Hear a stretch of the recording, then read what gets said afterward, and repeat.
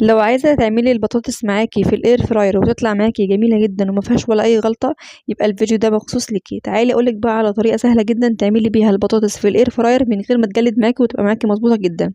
أول حاجة هنا شغّلت معايا الair fryer على درجة حرارة 200 وعلى وقت 35 دقيقة. هابدأ إن أنا أقطّع معايا البطاطس كده زي ما أنتِ شايفة إن هي ولا رفيّعة أوي ولا تخينة أوي، تبقى مضبوطة معايا. والتركاية بقى اللي هتخلّيها ما تجلدش معاكِ إنِّك تغسليها كويس جدًا وتنشّفيها كويس جدًا، جدًا بأي مناديل المطبخ عندِك. وكمان هتحطي فيها معلقة واحدة بس من الزيت وهتبدئي إنِّك تقلبيها كده. وبعد كده هتحطيها في الair fryer زي ما أنتِ شايفة كده طبعًا هي سخنة. تمام. هابدأ إن أنا أشغّلها وكل 10 دقايق كده هابدأ إن أنا أقلِّب فيها زي ما أنتِ شايفة كده بس. وهتفضل معايا كده لحد ما تخلّص وقتها خالص. وهنا لمّا وصلت لدرجة حرارة 200 والوقت كان 8 دقايق معايا، بدأت إن أنا أقلّبها وحسيت بس إن هي محتاجة 10 دقايق كمان. هابدأ أزوّد هنا تاني الوقت لحد وقت 15 كده 15 دقيقة.